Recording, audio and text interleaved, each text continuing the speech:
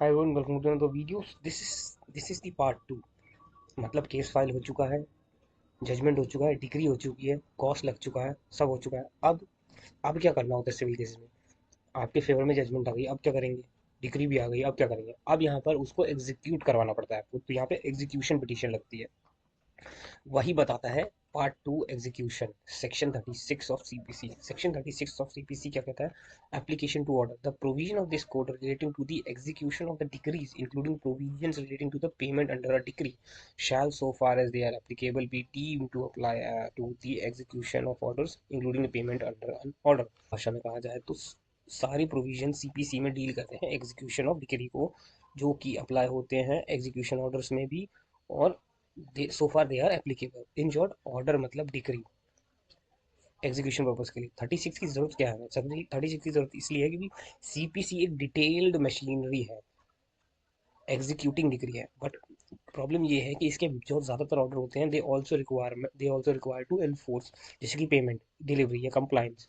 तो 36 इंश्योर करता है कि वो जो ऑर्डर हैं वो टूथलेस ना रहे, सिर्फ बोलने के काबिल ना रहे, काम भी उनका। तो किस तरह के ऑर्डर का वर्ड है इसमें? Payment of money, delivery of property, imposing cost, execution proceeding, interim and final order जो कि केपेबल होते हैं एग्जीक्यूशन का, जो कि मेंशन्ड है इसमें।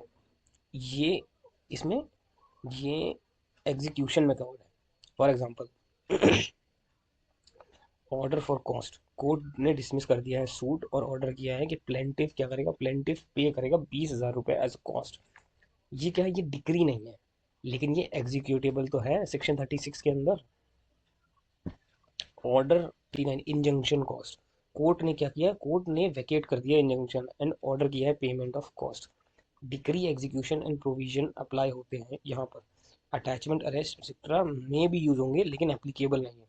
Order in execution procedure, court ने ऑर्डर किया है जुडिश जजमेंट डेटर को to deposit amount, judgment debtor को टू डिपॉजिट करे वो अमाउंट, फर्निश करे सिक्योरिटी। अगर डिसोबे होता है तो एग्जीक्यूटेबल जो है वो यूजिंग डिक्री एग्जीक्यूशन रूल्स होगा। Meaning of so far as they are applicable, इसका मतलब क्या है? इसमें जो मेंशन लिखा हुआ है ये अप्लाई होता है टू दी एग्जीक्यूशन प्रोविजंस जो कि सूटेबल होते हैं nature in order. For example, order for payment होगा तो अटैचमेंट पॉसिबल है। Order to do an act होगा तो कोर्सिव मेथड से परमिटेड है। अगर प्योरली डिक्लेटरी ऑर्डर है तो नॉट एक्सिक्यूटेबल है। Orders which are capable of execution, जो ऑर्डर एग्जीक्यूटेबल होते हैं, they can be executed like decree. जिस तरह से डिक्री एग्जीक्यूट की जा सकती है, किस पे? Virtue of section 36।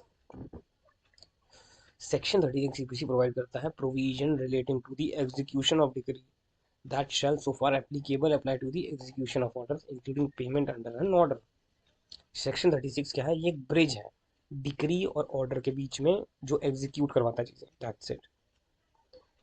इसमें कंफ्यूज ऐसे करते हैं वो लोग बोलते हैं कि एवरी ऑर्डर इज एग्जीक्यूटेबल, लोग ऐसे पूछते हैं आपसे, तो ये गलत है। सही आंसर है only executable orders and only applicable execution provisions are executable. So thank you, we'll meet in the next one.